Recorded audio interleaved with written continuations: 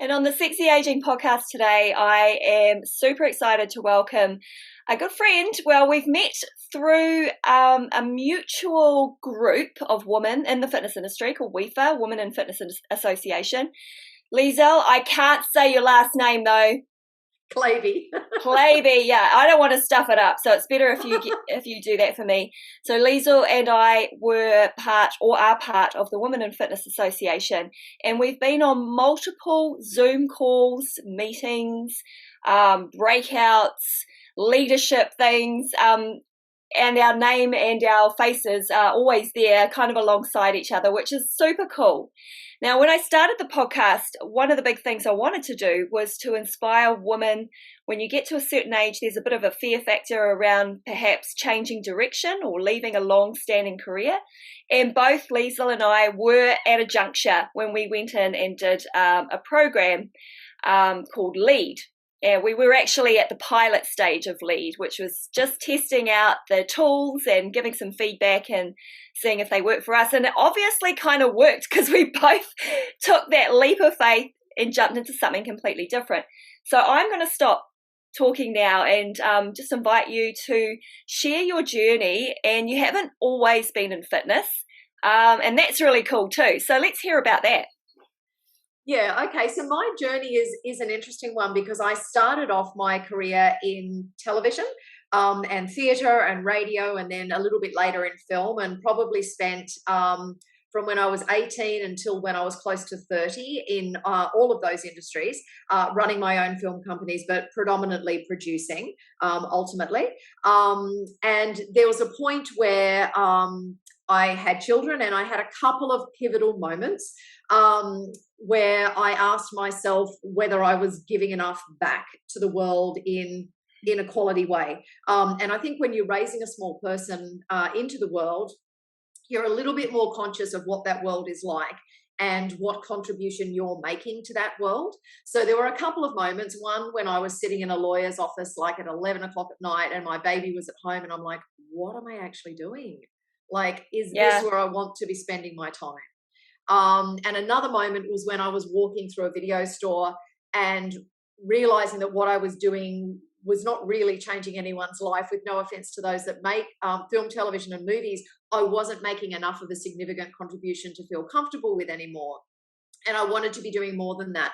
So when you're in a lot of industries, I think this would be true. You're sort of on this treadmill of, what's your next film? What's your next project? Who's in it? You're juggling a whole bunch of projects all at various stages of pre-production, production, post-production. And you don't really have time to stop and take stock. Yeah. And my husband and I had made a pact, because he's a film editor and I was a film producer. We'd made a pact that we'd never be apart for more than 3 weeks because we'd watched everyone have a nanny and a divorce, and I didn't want to be that statistic. So he was off to do a Gillian Armstrong film in France and London for quite some months. And I went, right, well, the kids and I are coming with you. So I stepped away from what I was doing for a period of time. And surprisingly, the world kept turning. And films kept being made, and I wasn't essential, and it was okay. And it was actually probably the best thing that could have happened to me because I started taking my children to Gymboree and children's fitness classes overseas while we were living there. And I'm like, okay, this is what I want to do. And so I started in children's fitness. I moved into adult fitness. I moved into the management side of the business. And then with Floe just recently, I've come full circle because Floe is 3 online studios that broadcast live quality HIIT Pilates and yoga classes to the world. So it's a blend of my film and performance skills along with all of my fitness skills. So it really is the perfect job for me. They called me the unicorn when they found me. They're like, it's a rare person you could find that has those 2 bags of skills, but it's absolutely the perfect role for me. Yeah, I absolutely love what you're doing now. And if anyone's not aware, so Floe is an online community. As you've mentioned, Pilates, HIIT, yoga. I've done a few classes. So what's really unique about what you guys do, which I haven't seen it yet. I think there probably is something out there now, maybe Beachbody using similar tools to what you guys use, but it's live feedback as the participant is joining the workout. So just for clarity, most people when they do an online class or an app, workout, you're following. So you're following along and you know that the teacher can't see you. But in this case, the teacher can see you through your camera, through the iPad, and give you real-time feedback, which is absolutely phenomenal. So one of the key things with that too, Trace, is that the big factor for us is we know that engagement and connection with the people that are training with us will add to their success. So we've now heard a lot of feedback from the members that we have saying, you've absolutely ruined us for anything that's recorded because we can't go back to that now. Now that we've experienced a live workout, it's like you're in our lounge room with us. No one else can see you except for the trainers. You don't have to worry about anyone else looking at you, but you've got real-time communication and feedback. You can connect and engage and build a really strong friendship and relationship with people, between you and the person, between you and the group of people, and between the group of people and all of the Floe trainers. So it's really exceptional in that way. And it's a beautiful thing to be able to do as a trainer, but also I think as a member, once you've discovered the difference between live and recorded, there just is no going back. Yeah, I mean, it's pretty spectacular, actually. And so you've been going at this for a few years now, 3 years? We're into our second year now. Yeah, okay. Just into our second year. So still fairly much in our startup phase. And aiming to, be able to reach out more globally in time, but just really finding our footprint in the market, finding out who our market is. The world has been in an extremely interesting place, and a lot of things have gone on along with, I don't know what the statistics are currently, but I would imagine the percentage of people regularly exercising is substantially lower than it used to be. I think there's a lot of complacency. There's a lot of people that haven't gone back to in-person fitness. There's a lot of people that have got very sick of recorded fitness. And people are seeking more balance in their life. They don't want to push themselves in the way that they used to pre-pandemic. Yeah. And for us, that's one of the key points of Floe, is we want to break down all those barriers that stop people exercising. The fact that you have to travel somewhere, the fact that you don't feel part of the gym scene, the fact that you might not feel strong enough, flexible enough, fit enough. You don't have to be any of those things. Floe is particularly permissive in that we say, show up as you are, use what you have, and let's get moving together. So for us, movement is medicine, and it's very much have a quick scan check of yourself mentally and physically before you get into this class with us. And however you're feeling, I want you to take that from the class today. There's no prescriptive way that we like people to take a class. They take what they need from it at any point in time. So if you've rested well, slept well, and you're feeling gung-ho, all off you go. And if you haven't and you just want to move your body, or you just want a bit of headspace, or you just need to be gentle with yourself, like whatever it is that you need, if you're focused on that at the top of the class, you can go ahead and take that from it when you join. Yeah. It sounds really amazing. I actually want to backtrack a little bit to the point in time where you left your prior position to go into a startup, because I know what that's about. Yeah. Right. For me, let's unpack that. I'd be really interested in your experience as well. But for me, there was fear, but I don't live my life with I don't live my life thinking I'm a certain age or a certain sex and that is going to be a barrier or that is going to be a restriction for me. I crack on and do what is important to me and what serves my purpose. So I'd gotten to a point with Virgin, which is a wonderful brand, and I had learnt and done a lot, and it was extraordinary. And interestingly enough, the founder of Floe was the man who originally scaled and set up the first Virgin Active clubs in Australia and then went on to work on them overseas as well. He had left the business about a year before I had joined the business, so we didn't know each other at that time. But I had kind of been there about 5 years, and I was ready to make a shift and a move. And I leapt off the bus without knowing what I was leaping into. I had nothing in the pipeline, and there was fear around it, but there wasn't, that wasn't a barrier for me, because I just knew that it was time to move, time for a fresh change. So I'm like, you jump and you will land somewhere. So you just don't let those things be a barrier. Okay, so I'm thinking from the listener's perspective now, I have questions. So when you say that you just knew that it was time to go, like, what kind of signs are there that indicate that it's time to move to your next opportunity or make something new happen for you? Is there, are you getting bored, or is there different interests that you've got, or what kind of things lined up that made you go, yeah, I can go now? For me, doing the WEFA, which you talked about before, the WEFA kind of drill down into personal and professional purpose was quite a defining time for me. My purpose didn't really change, but I just needed to tweak it a bit. And what I'd realized was that I'd lost the magic. And I need to have magic in my everyday. Was definitely opening new clubs and doing new things and feeling like I was at the right place in the right time. But when I ceased to learn and I ceased to grow, that's when I know I need to move. And very typically for me, I've only made a few big jumps out of industries. I always jump when I'm at the pinnacle of where I am. I never jump when I've crashed and burned. We are literally the same. Yeah. I literally hit my peak and go, right, this is as much as can be done. Time to go. Now. I feel so happy with my work. It's time to move along now. Yeah. And I just don't let fear stand in my way, because there's no point if you've lost the joy or you've lost the magic. You just can't stay, because you're not going to be serving yourself and you're not going to be serving other people. So I just knew I had to find the magic back. I got a little bit buried in a very large role, Group X, managing 3 brand new clubs for Virgin and rolling out a new business model. And I just got lost in the detail, lost in the logistics, without being able to find the joy every day that is why I do what I do. So I needed to find that again. And that was why I knew I needed to make my move, because I think we owe it to ourselves not to stay in something that isn't making us entirely happy or that isn't serving us at some point in time. You need to know when it's time to move. Yeah.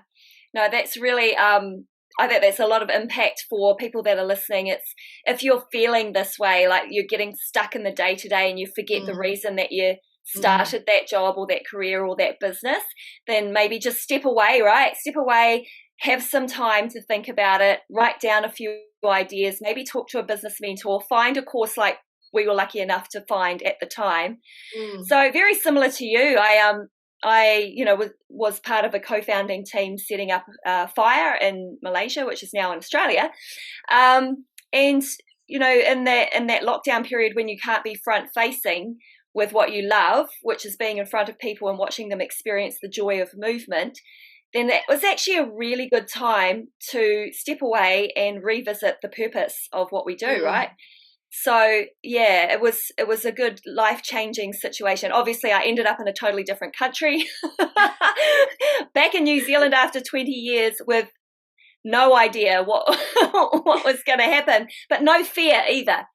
And I think that's a really cool place to be in. And I think it's conscious as well, those choices, Tracy, like yours and mine both were. And my daughter has recently graduated from uni and found herself in a role, and she was, talking about, full-time work for the first time. And she said, "Oh, Mum, not everyone loves their work like you." And I thought, well, you don't just get to love your work. You've got to spend some time nutting out. Like, I spent 2 weeks away in a cabin by the lake with my dog before I made the move. I'm like, I need to think, what have I got? Are there things I can change here to satisfy myself, or is it time to move? And I did a lot of thinking and a lot of mind work and a lot of talking to close people to me that I respected their opinions and who knew me. And it is a conscious choice to define yourself and what you need and what your purpose is, and then find the right role for yourself and kind of curate that, and also make sure that you're stepping into a culture that embraces you and that you enjoy and you feel comfortable in it, and most particularly that you can be authentic in. Yeah. If you can't be authentic where you're working, it's always going to feel like work. It's going to feel like struggle. I remember when you went away for that 2 weeks. Right. Yeah, that came straight back to me, and because you just came back and you said, "Oh, look, I've been offline for the last couple of weeks." So yeah, those moments, when you do just draw back and you really go deep inside yourself, and sometimes it can take more than a couple of days to really for that stuff to bubble up. I just want to touch on something that I think is probably common in the fitness industry, but maybe you and I are not so hung up on it. But there is a certain amount of ageism that goes in the fitness industry for women of our age, because the industry is fairly young. It's youthified. It targets mostly towards, the younger generations, Gen Z, millennials. And it can be quite confronting to stay relevant in the industry. But like you've already touched on a few things that I think are important, which is to find the thing that you really love, that it's purposeful, that you're authentic to. And then you don't really think about the fact that, they're 10 years or 15 years younger than me. Because you are living and breathing it and making change happen, this group of younger people come with you and are just feeding off your energy, your creativity, and the fact that you can make really quick, smart decisions. And I think that's one of the things I really enjoy about still being in this space, is that people do look to you for that leadership. Do you find the same thing? Yeah, and I think you could so easily get hung up on age. It's a very, very youthful industry for reasons that we all understand. If you're going to be leaping around, exerting energy, you have a lot more of that when you're younger. But what you have when you're older is a lot more wisdom, and having lived a lot more life. So you're able to, like, for me, leading well is probably the most important thing to me. It's very important to me that I lead well and people respect me for my leadership. And that involves staying really current with millennials and Gen Zs, which are commonly 100% of the people that are in my teams. And you could so easily get hung up on your age, on how you look.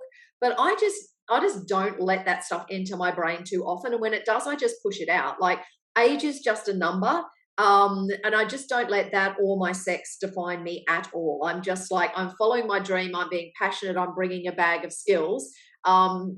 I endeavour to be authentic and transparent and honest and to lead well. And I think it becomes just less important what sex you are and what age you are if you're doing your job in an exemplary way and people are learning from you. And can also, there's a thing, if people still have a barrow to push, and I found this in film school, that people had stepped into, say, producing or directing lecturing roles, if they hadn't achieved their goals and they still had a barrow to push, they were not great teachers. Yeah. But if they'd successfully rolled out whatever they want to do in their career, they're now ready to share their skills with others in a less competitive way. So you've got to be ready to just give everything and not compete with your own staff. Like, I'm still teaching 10 classes a week, but I don't compete with them. I try to lift and elevate and share and teach. And they value that because I've been around a little bit longer than they have. I have some skills and knowledge that they might not have been given. There's as you know, huge amount of people who can no longer freestyle teach. They can only teach Pilates or yoga or body pump. So having some freestyle skills and teaching people those kinds of skills, how do you put your own playlist together and how do you actually put a class plan together? A lot of people are not learning that in a Cert 3-4 anymore. So there's much that can be taught, and much that just isn't taught, as in the things you learn about how to truly engage and connect, about how to truly be authentic. You just learn that by living it. So you have a lot to offer. So I just try not to let that stuff get in my way, because you truly can. You could truly think, God, I'm the oldest person in this club and always have been, and just like psych yourself out. Or you can just not go there. You can just go, this is what I love and I know that I'm doing it well, and I'll just continue to move forward passionately until the point that I'm no longer doing a role that is valuable or in a way that is valuable to other people, and you'll know that yourself. So I just crack on. I love it. I love it. Well, look, I wish that I could say that I had all the same experience of you, psychologically, but I actually went through some perimenopause symptoms that did impact on my sense of confidence and self-esteem, anxiety, imposter syndrome. Like, I had it all. But that was well before I knew what it was all about. So I feel like now that I've talked enough about it, it's better that people understand that these things can happen and it's linked to perimenopause symptoms, and it's not you suddenly losing your ability to do your job well. I think it's like just going, okay, this is actually a part of it, so what can we do? Yeah, so that's been part of my mission and purpose, is to help women understand, look, you are still valuable. You have essence to bring, you have skills and life skills. Wisdom that you mentioned is just, we just can't afford to lose people with that, because that's how the leaders of the future come through, is by learning from, women like us. Yeah. And I think too, someone said to me when I was a new mum and running a film company and doing all the things, and I never tried to be a super mum. That was never what my ambition was. But they said to me, you can't do everything all the time all at once. And it's entirely true. You can do everything in your life that you want to do, but you can't do it all at once. Yeah. So this might be your time for mothering. And then by the same token, it's important, like I don't teach Les Mills now, whereas I used to teach 6 programs before, but I need to know now my knees are done with that. Yeah. I am now solely Pilates and to some extent bar and personal training, but you need to just go, okay, what can I still do really well? And am I still at the peak of, if I put my bar against someone 30 years younger, am I still delivering in the way that they would deliver? And if you're not, then step away. Like me stepping back from step, which was my first love, body step, absolutely my first love, was really, really hard. But if you can't do it in the role model way that you need to do it, step back, find something new to embrace. And that was when I went and retrained in Pilates and retrained in bar. So I think being honest with yourself as well, and you don't need to be perfect, but you do need to be able to be a good role model for whatever it is you're teaching. And if you ask your staff to do something, then you must be able to do it as well. So I won't ask people to hold a certain standard if I can't hold that certain standard myself. So that would be the time that I would step back, and you sort of just continually reinvent yourself. But you have to listen to your body. You can't smash it. You have to know you can't do 30 classes a week anymore. And you have to know you're not doing 15 high impact or 4 classes a day anymore. Just reinvent. It's uncomfortable, but you have to accept that. And you have to like, I'm endlessly grateful for my health. I have some quite serious illness in both sides of my extended family right now. And I can't tell you how grateful I am to every day be able to move in a way that allows me to do all the things I want to do. And I just constantly advocate to people, like, some things genetics and just what life throws at you can't control, but what you can control, take care of it. Take care of your sleep, your body, your nutrition, your movement, your mental health. Like, look after your whole self. You only get one life. And it will be so much more pleasurable to live if you just embrace that self-acceptance of, okay, this is what I have and this is how I'm going to make the most of what I have, and get really comfortable with that. Yeah. No, right with you on that one. It's like, for me, the foundation is sleep and everything else is amazing from there, Yes, yeah. Wasn't always the case though, burning the midnight oil and working at both ends of the day. And anyway, life has changed and it's so much better. Hey, your bucket list. I think I put that down as one of your questions. Like, what else is there out there that you're really keen to grab by the horns and go for it? I don't necessarily have a bucket list, but I do have resolutions. Like, I will always make 3 personal and 3 professional resolutions. But I think for me, writing a book is up there. Definitely up there.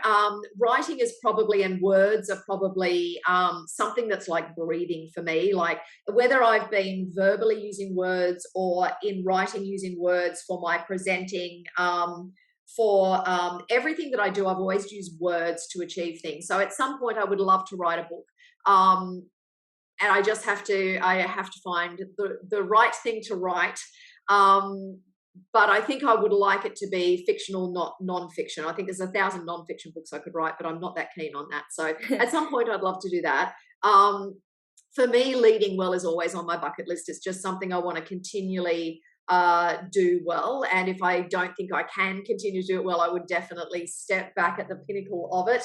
As you have, with times in your life, you step off when you're doing something really well, not when you've allowed that to deteriorate. Moving closer to the water. I'm New Zealand born, as you know, and then grew up a lot of my life in Tasmania. I've always pretty much lived on an island, and water is really important for my mental health. So right now, I do have my house on the market, and I am in the process of trying to move myself closer to the water, because for me, whenever I need nourishment or nurturing, I go to the water. Some people go into the bush or into the forest or into the snow. I go to the water. I need to kind of have that for perspective, and that's become increasingly important for me as time goes on. So that is a definite immediate bucket list item. Um, Other than that, I want to continue to expand the global reach of Floe as a very high quality live product, so that everyone that wants to move, whether they're at home, at work, wherever they are, can move, but also that we really we have started to shift the conversation from you've got to be fit and ripped and skinny to the conversation of you have a body that can move and everybody can move, and movement is your medicine for quality of life. We're shifting that conversation, but we need to fully shift it over. We need to just let everyone know that there is no barrier to them moving their body regardless of what is going on for them. We need to stop judging. We need to stop comparing. We need to stop using certain words. Or promoting things in, or naming things in certain ways. Movement is for everybody. Everyone can do it. We need to be putting it out there in ways that everyone can access it without barriers. And that's a big kind of mission behind Floe, is to break down those barriers that people have. I have 2 kids. I can't get there. Well, you can do it at home. Your kids can be with you. You know, your husband can do half an hour class while you do the kids' breakfast. You can swap. And some people do that, or they have their kids, or they have their dogs. You can't really do that in an in-person gym, and you perhaps just won't motivate yourself enough to do it yourself, or if you do a recorded class. So it's important for us to just make it accessible. Yeah. And I believe you have. So I'm listening to you. I'm so freaking pumped right now. Must be time for a Pilates workout, do you think? It's like lunchtime. Just 30 minutes, put your mat down, connect. The instructor says, hey, and calls out your name. It's brilliant. Hey, look, it was so good to catch up with you. And I feel really elevated. And I know that I've got a sister just across the ditch that, you know, we're both looking out for each other and inspiring one another to keep going, you know. Keep doing what you're doing. That sisterhood is so important, and everyone just lifting each other up. Lindsay, behind the WIFA organisation, always says, you know, a rising tide lifts all boats, and it's just absolutely so true. Yeah. Hey, thank you so much for today. My pleasure. Thank you, Trace.